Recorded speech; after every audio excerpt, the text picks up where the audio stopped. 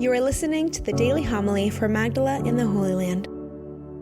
On that day, as evening drew on, Jesus said to his disciples, "Let us cross to the other side." Leaving the crowd, they took Jesus with them in the boat just as he was, and other boats were with him.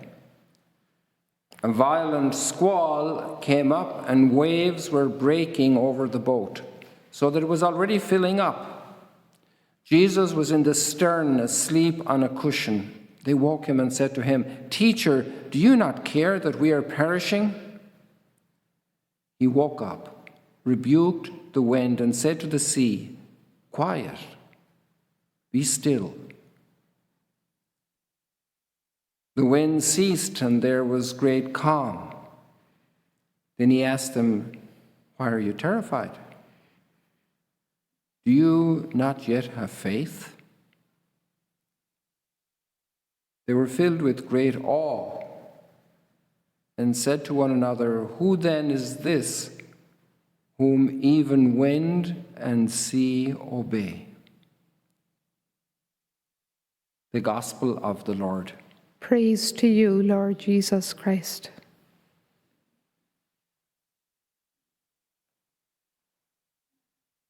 When we were at home as kids, children on the farm, land was our environment. And relatively flat land. There were hills in behind us, we called them mountains. They were about 200 meters high, like our Mount Arbel here, a little bit more maybe around that. And so flat land was our environment. But the fishermen, their environment was the water. They were fishermen. They were their little kids with their parents, with their dad, their uncle, their grandpa, their brothers in the boats with their neighbors. That was their life. They were very familiar with it. And also, here is a very Hellenized area. We know that from the archaeology here in Magdala. We have, especially in the Franciscan side beside us, a lot of Hellenic period remains, whereas in our side it's mostly, there's very little 2nd and 3rd century, it's mostly 1st century. So in this area being so Hellenized, Greek, all the Greek mythology was here, Roman domination was here for 100 years, Roman dominion was here, and the pagan religions had their gods of the waters, of the sea. They were also, the human being in front of the sea is very weak, very exposed to grave danger. In a stormy sea, if you're in the water, I'm not a good swimmer, and when the waves come against you, it's not nice. But even the experienced swimmer has to struggle a lot more with waves that are counter to where he wants to swim. And in a stormy sea, there's a lot of irregularity. And then with the boat, it can receive more impact from the turbulent waves. And if they have a sail, I don't know if they use sails, maybe they did. Then the wind has another factor there. So it's a very precarious situation. And then I'm not sure how long you can survive in water, although St. Paul survived. He said he was a day or 2 days in the water after the shipwreck on the way to Malta. And so the experience of the water, I'm sure there were people who drowned. In the west of Ireland, we knew stories of the sea, and we were a little bit scared of the sea because the fishermen had a lot of casualties. Drownings, because the west coast of Ireland is very exposed to the Atlantic. It's a different type of maritime violence. And then to be in this situation of helplessness, and somebody is sleeping in the boat and says, "Be quiet." He commands the sea and the waves. This is an amazing experience and phenomenon. And then it's an experience of the mystery of who is this carpenter. He's a carpenter from Nazareth. He doesn't know anything about fishing. That's not his life. He was a carpenter. He was more or less in the flatlands like me. My dad was a carpenter too. I'm the son of the carpenter. And just to think about that, it's amazing. They have to deal with this. It's like God asking Abraham and Sarah to be parents of a whole nation, a multitude of nations, more numerous than the stars in the sky and the sands on the shore, and they're in their 80s and they don't have any child. So faith is an amazing challenge for us, but it's also an amazing opportunity. And God is for real. That's the blessing we have as believers. God is for real. And so the path of faith is for real. It's the real world. We have this world here, but it breaks down so easily. And our world is for God. And this is the big discovery. And this translates then not just into the land and the sea, but into the instability of our heart.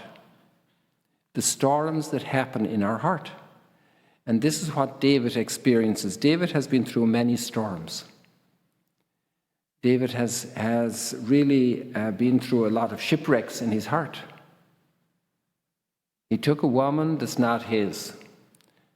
He tried to get away with it, but now she's pregnant. Then he eliminates the poor guy. What was his name? Bathsheba and Uriah. And he was a Hittite. Maybe there's even a racial issue involved here, a people issue. And he can eliminate him. He neutralizes him. And he goes from murder then to taking and appropriating the wife of Uriah, the widow.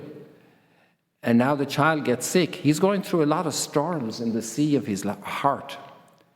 And this is where he makes huge mistakes, huge injustice. And God sends a prophet. And I heard a beautiful commentary this morning from Tim Gray. I'll give you detail afterwards. Just remind me to give the detail before in the little words after Mass. And Tim Gray pointed out, how often we encounter people today, if we're following the gospel more or less, trying to be upright. There's so many things that are wrong in our society. And sometimes we want to go out and throw it in people's faces. But Nathan has a way to unlock David's heart. He's able to find a story that David can understand, because David just take care of the sheep. He was called from the flock. And so Nathan tells him a story that he can relate to. And I'm sure there were people stealing sheep when David was around. And so David is filled with indignation in front of such injustice. And because of this, he's able to take off the blindness. Nathan has helped him to open his eyes to his own injustice, because we can slip into injustice so easily. And we slip in without, we have so many vested interests, and we justify ourselves in little paths, and sometimes we end up in a place we shouldn't be. And then David realized his sin, and this whole storm breaks. And he asks for forgiveness, and he's forgiven. And that's how God brings the quiet to the storms in our lives. And our world today is very turbulent. And the turbulence in individual hearts becomes war in society. And our world is filled with war. It's filled with the elimination and the neutralization of people and of peoples. And this is why we must pray. We must have great faith. For 50 years now, almost, I'm praying this psalm every night from Psalm 51, David's prayer. Create a clean heart in me, O God. We all need to continue doing this, and to pray for our whole world, and to pray for all those who are still maybe blind. Thank you for joining us today. If you want to learn more about Magdala, follow us on YouTube and on Facebook.